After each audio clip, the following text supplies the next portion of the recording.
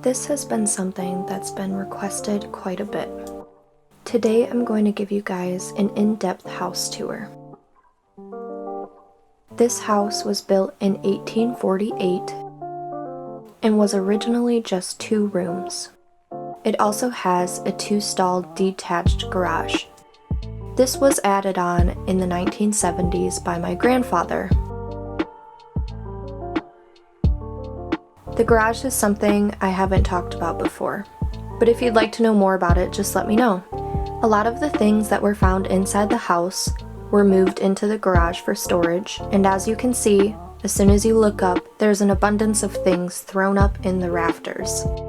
This is another big hoarding space that was used by my grandfather and now my father. It has lots of vintage and antique items, and this is another space of the house that just hasn't been gone through. If you guys would like to see more of what's inside the garage, I can absolutely do that. Now, moving on to the house. That's my dog Hazel. The house used to be a flat roof, but a pitch was installed in the roof to prevent the ceilings from leaking. This house used to be in really rough shape when my parents took over, and everything that you see inside has been redone by my own dad. As soon as we walk in, we can see the kitchen area. Yes, I haven't done the dishes yet.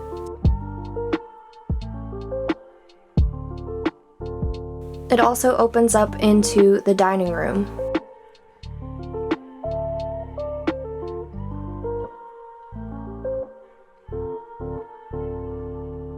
Attached to the dining room is a room that we call the billiard room. This room used to be a screened-in porch until my dad decided he wanted to make it an all-seasons room. Out here we have a pool table, and we also have a sliding glass door to get to the patio inside of the pool area. Moving on from here, we have the living room. This is where my family spends most of their time, and this is one of the original rooms in the house. This room used to serve as a bedroom. The fireplace was hand-built by my great-grandfather who moved in the 1930s. And here's me. Attached to the living room, we have an office. The office also used to be just a back porch, but my dad made it an all-seasons room. Now we're moving out of the open area of the house. So off from the hallway, we have one of our full bathrooms. This has a jacuzzi tub and a stand-up shower. Moving on from there, we have the first bedroom. I don't know exactly when these rooms were built on, but I do know that they must be pretty old because the hallway used to have candle holders instead of lights, and the bedroom that I sleep in has only a few working outlets, and there's no central light on the ceiling. So moving on to the second bedroom, and then the third bedroom, which we call the band room. Nobody sleeps in here, and it is currently being used for storage. So moving on from the first level of the house, we have the basement. I get a lot of comments on the basement because it has no door. It's just open. So as soon as you walk into the basement, there's just a big open room.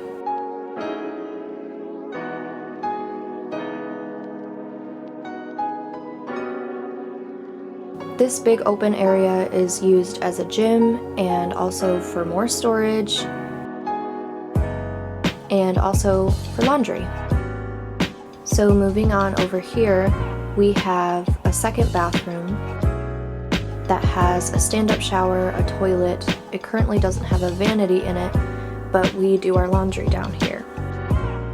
Attached to the bathroom is where our electric panel is, and it's what we call the boiler room. This is where our hot water heater is.